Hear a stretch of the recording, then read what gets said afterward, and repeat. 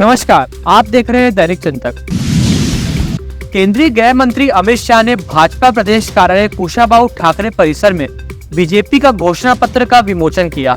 इस दौरान अमित शाह ने अपने उद्बोधन में कहा कि आगामी चुनाव में छत्तीसगढ़ की जनता से लाखों की संख्या में सुझाव प्राप्त करके जिस एजेंडा में हम चुनाव लड़ने जा रहे हैं उसे आज प्रस्तुत करने मैं आया हूँ।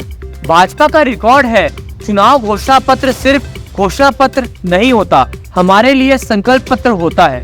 बिना किसी विवाद के संकल्प की परिपूर्ति करते हुए छत्तीसगढ़ राज्य की स्थापना हमने की थी। स्थापना का उद्देश्य विकास से महरूम इस पूरे क्षेत्र को नया राज्य के विकास के नए राज्य में सम्मिलित करना था। अमित शाह ने आगे कहा कि हमें छत्तीसगढ़ के लिए काम करने का मौका मिला। 15 साल रमन सिंह के नेतृत्व में बीजेपी की सरकार चली। बीमारू राज्य से अच्छे राज्य में तब्दील करने वाले 15 साल रहे। 5 साल कांग्रेस की सरकार रही, फिर से चुनाव आ रहा है। मुझे मालूम है जनता परिवर्तन करने जा रही है। मैंने जनता से सुना है, हमने अच्छा राज्य बनाया है। संपूर्ण विकसित राज्य बनाने का काम हम अगले 5 साल में करेंगे। आइए अब जानते हैं भाजपा के घोषणा पत्र में क्या कुछ नया है। तैयार किया है। मोदी गारंटी के सभी चीजों को तो मैं नहीं पढ़ता, परंतु इसमें से वादों को मैं आप सब लोगों के सामने जरूर रखना चाहता हूं। हमने तय किया है कि कृषि उन्नति योजना की शुरुआत करेंगे, जिसके अंतर्गत 21 क्विंटल प्रति एकड़ धान, चिंता मत करो मैं फिर से बोलता हूं, 21 क्विंटल प्रति एकड़ धान 3100 रुपये के मूल्य से हम खरीद करेंगे।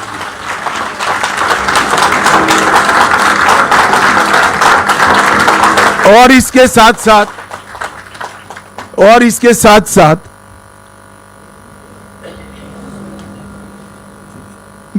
एक मुफ्त भुगतान उसका कर किसान को इसकी राह नहीं देखनी।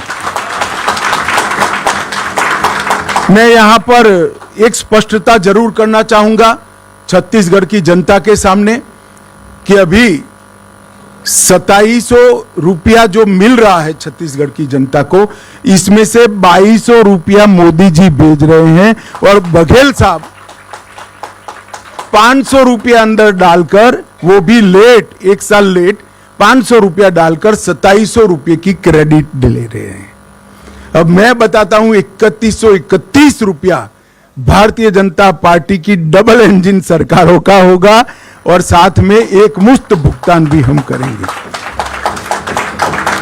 इन्होंने एक नया बहाना बनाया है कि भुगतान नहीं करना है, खरीद नहीं करनी है तो बारदान की उपलब्धि नहीं कराते हैं। हम ये भी स्पष्ट कर देते हैं कि बारदान की उपलब्धि धान की खरीदी के पहले ही पर्याप्त मात्रा में कर ली जाएगी।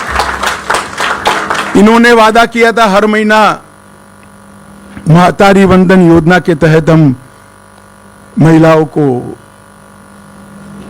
कुछ मुआवजा देंगे, नहीं दिया। हमने तय कर लिया है कि 12,000 रुपया सालाना हर विवाहित महिला को देने का भारतीय जनता पार्टी निर्णय लेगी। इन्होंने 5 साल तक सरकारी पदों पर भर्तियों में करप्शन नहीं हो पाया, इसलिए भर्तियां रोक दी। जब तक उनकी उगाही नहीं होती है भर्ती नहीं करते। इसके कारण भर्ती की स्पीड हो गई, मोल भाव देने वाला नहीं मिला तो भर्ती ही नहीं करना। इसके कारण ढेर सारे पद खाली रह गए। 1 लाख खाली पदों को सिर्फ 2 साल के अंदर समयबद्ध टाइम टेबल तय कर हम इसकी भर्ती करेंगे। 18 लाख प्रधानमंत्री आवास योजना के घर बनाएंगे और छत्तीसगढ़ के हर घर में निर्मल जल नल से पहुंचाने का हम कार्यक्रम करेंगे। इसके साथ साथ तेंदुपत्ता संग्रहण में जो मेरे आदिवासी भाइयों बहनों जुड़े हैं उनको बड़ा अन्याय हुआ है। हम प्रदेश में तेंदुपत्ता संग्रहण 5500 रुपया प्रति मानक बोरोमेट करेंगे। संग्रहण के मौजूदा दिनों में 15 दिन करेंगे, इसकी बढ़ोतरी करेंगे। चरण पादुका योजना फिर से चालू करेंगे और अतिरिक्त संग्रहण करने वालों को 4500 रुपये का बोनस भी भारतीय जनता पार्टी की सरकार देगी। भूमिहीन खेतीहर मजदूरों को दीनदयाल उपाध्याय कृषि मजदूर कल्याण योजना के तहत 10,000 रुपये की सालाना मदद करने का काम भारतीय जनता पार्टी करेगी।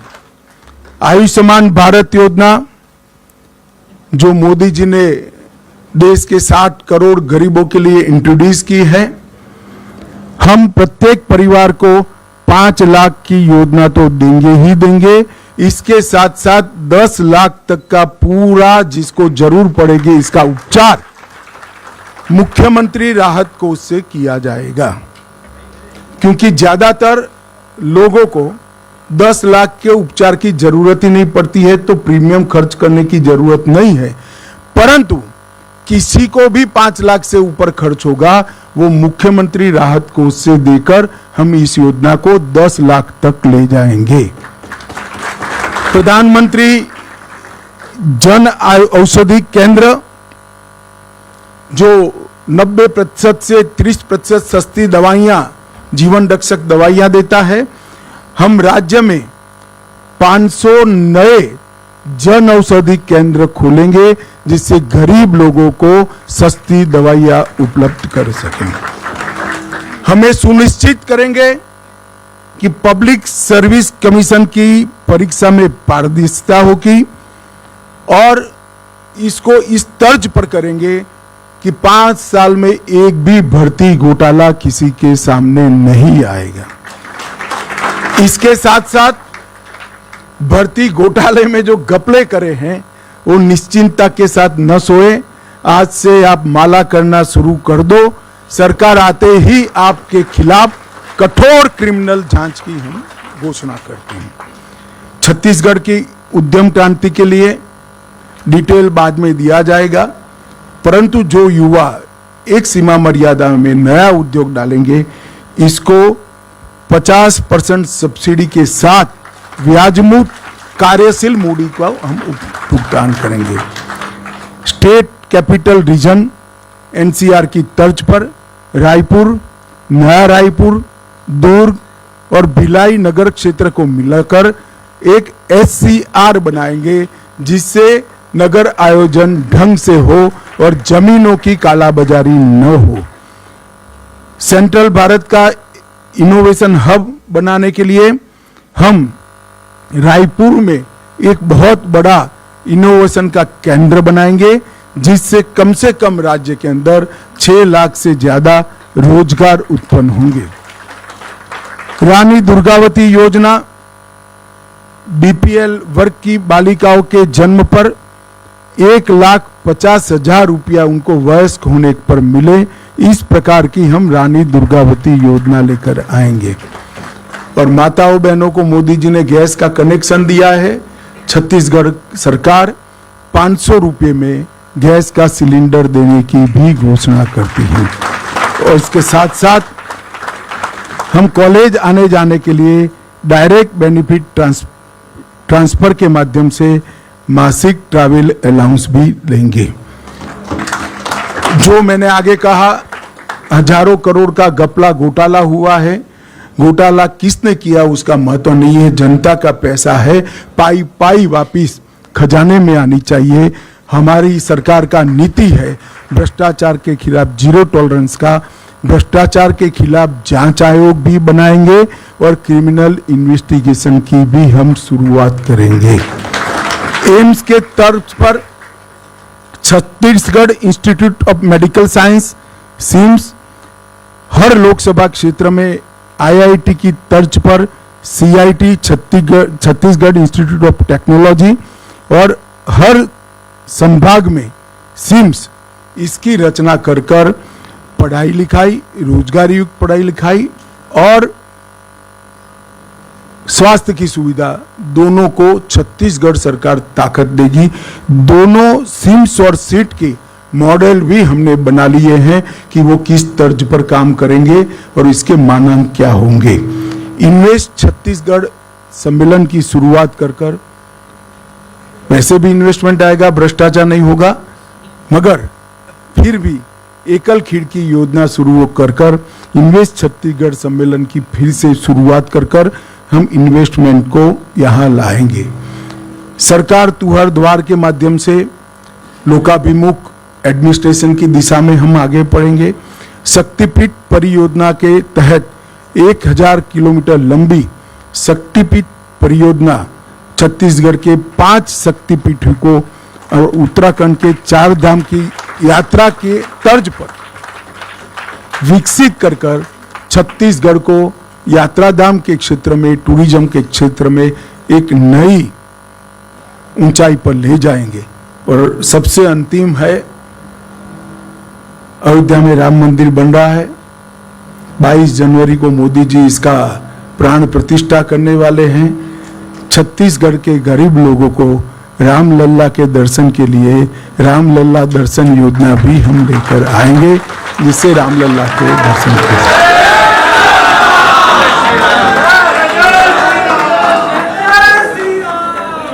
छत्तीसगढ़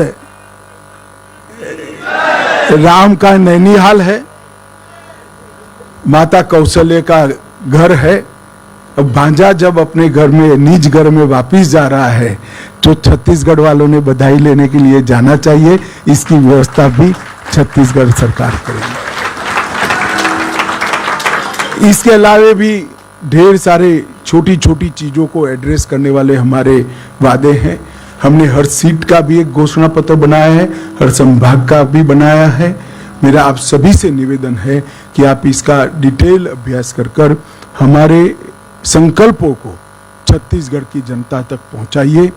और छत्तीसगढ़ की जनता को भी मैं आश्वस्त करने आया हूं कि हम सब भी जब भी चुनाव में आते हैं हमारा हिसाब लेकर आते हैं। अगले चुनाव में भारतीय जनता पार्टी फिर से एक बार आपकी बनाई हुई नई सरकार का हिसाब किताब लेकर आपके सामने आएगी, ये वादा करता हूं। वंदे मातरम, भारत माता की जय। धन्यवाद। आप देख रहे हैं दैनिक चिंतक। आगे की अपडेट के लिए बने रहे हमारे साथ। हमारे चैनल को लाइक, सब्सक्राइब और शेयर करना ना भूलें।